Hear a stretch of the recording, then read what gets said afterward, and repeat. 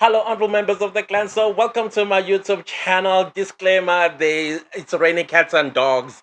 If you can't hear me, I apologize. I was already set it, so there was no way that I was gonna wait for a rain that I don't know when it's going to stop. So, you are going to be hearing all kinds of thundering. Trust me, it's not sound effect.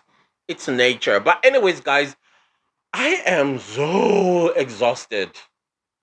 I'm so exhausted because I've said this before.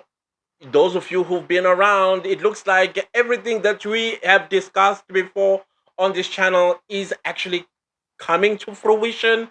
If it's not coming to fruition, we are still asking the same questions we're asking 3 years ago, 2 years ago, a year ago, this year as well. Like, why is it every time that the ruling party, I hate it to call it the ruling party, it's the governing party, because I think when you use the word ruling, it kind of gets in their heads and they think they are the rulers. No, they are governing the country because governance is borrowed time. Anyways, guys, I don't know if you've listened to the closing remarks of Cyril Ramaphosa at the National Executive Committee meeting that was held, I think, the past weekend or something like that, where they came up with 10 priority economic, all that nonsense stuff. And I don't know if you guys were paying attention to his speech. Nowhere does the speech talks about updating anything that they have built in the past 20 31 years. There is no talk of updating, but instead it is always an establishment language. You know, when you are establishing something, Must therefore accelerate the pace and massively scale up the efforts that we need to take. We will focus, we have identified 10 priority interventions we will plan to establish. you say, we will, we will. For 31 years, you still be doing something, to be doing something. Not that, okay, guys, we are going to update the public or the people of South Africa what we have achieved in the past 3 months, in the past 6 months, in the past year, in the past 24 months. But no, we are still will. The freight industry that they comrades, they literally pillaged. And I think I'm even beginning to think now, with everything going on, that the missing railway lines, and okay, maybe they got people coming from elsewhere and say, hey, you guys cut these lines because we want to put our trucks. Yeah, the trucks that when you drive down to Durban, you literally have to. I don't like driving to Durban. Those of you who have been here, you know that I don't like it because of those trucks.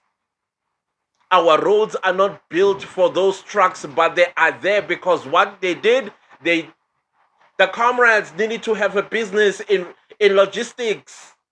So the trains, no, let's kill that so that we have the opportunity. Now he's talking about freight coming back and it's slowly and we will, and he's talking about electricity, we will, and yet the people that understand these things warned decades ago that if you're not going to take care of this right now, it's going to crumble. And when it does, will you have the money in the future to build and maintain it? Because clearly, the money that you guys are getting, it's going into your pockets.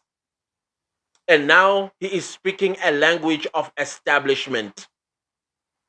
I am so sick and I am so tired. And on top of that, he doesn't tell his NEC members that, yeah, we have all these beautiful, glossy, which, by the way, when you read through their resolutions, hello, I mean, it means nothing. There's absolutely nothing you can be inspired by what the ANC has been sitting for the past 3 days about. Absolutely nothing. But here's the big question: where's the capacity? Where is the capacity? Because y'all have driven every person. that is capable out of the country, and every person that has some sort of experience out of the country because of the color of their skin.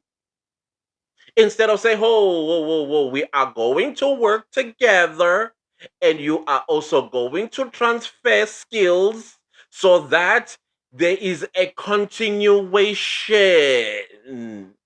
But short sightedness and greediness and stealing, like thieves that you are, hence you are speaking a language of establishment. But where are you going to get the capacity from? Because I am telling you right now, there is no right minded and sober professional right now that is thinking, I'm going to serve under the ANC government. And I dream of serving under the ANC government because nobody wants to end up like Umpo Mulife, Anwar Swar, Cindy Somakaka. Yeah, all those people. Nobody wants to end up there. And I heard you say, we are going to get people. Which people want to serve under the ANC that is not an ANC member? Because the next thing, when you are driving from the office and then you're about to enter your gate into your home, pew, pew, pew, pew. Sorry, we don't trust y'all. We don't trust y'all, unfortunately. And it's exhausting when you listen to Cyril Ramaphosa with his establishment language. In the past 30 years, what have y'all been doing? 40,000 kilometers of electricity infrastructure supply. What? What? Shouldn't you have done that back then, 1994, 5, 6, 7, 8, probably to about 2000, and then implement from 2001? Let me tell you something. About 24 years later, electricity will be fully supplied to every household in South Africa. Two, it will be cheap. We will be thriving as the people of South Africa with the surplus that we have gotten in the past, because those surplus, the money is sitting in some Mauritius banks, Dubai banks, as well as the Swiss banks, and yet you are still speaking the language of establishment. Where are you going to get the money from, sir?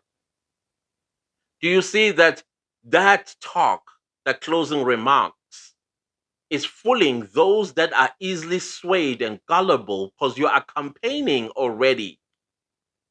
That's a campaign language. We will, we will. And you think people are inspired by that speech? I don't think so, sir.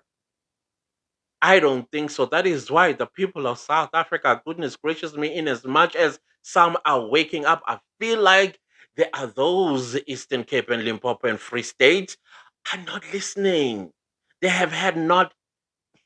See, my English data is deleting or depleting. See, depleting, not deleting. And how I also lost interest in the ad hoc committee today. Did they come back? And when they did, what happened after that? Please fill me in because I lost interest. I lost interest. The part that really, really got me, now that I'm thinking in hindsight, was Julius Malema says, I might not be a lawyer, but I'm a lawmaker. The same law that says do not shoot a dangerous weapon in public and endangering the public, and then a judgment is delivered on you, and the same law you created in parliament, you manipulated because you are so good at manipulating your red ants, and you turned it into a race thing. And then I need to listen to you question an honorable man by Lieutenant General Nhlanhla Mkhwanazi, and yet you are a convict. I'm so sorry. I'm sorry. I'm sorry. I'm just battling with myself right now. How do we move forward? Me continuing to watch. I'm battling if I'm even going to listen tomorrow. I don't know. I am so conflicted. But at the same time, I've got community members that are depending on me because they are working and they're busy and they want to click and see what happened in the ad hoc committee during the day. I'm sorry. I don't know, guys. I don't know. What new do they want to hear from Tantam Kwanas is what I want to know. But anyways, let's leave the video right here. Let me ponder during the course of the night because hey, insomnia has become a thing in my life because of South Africa. Anyways, please don't leave the video without liking. Just please like the video and I'll see you next time with a new video. Goodbye.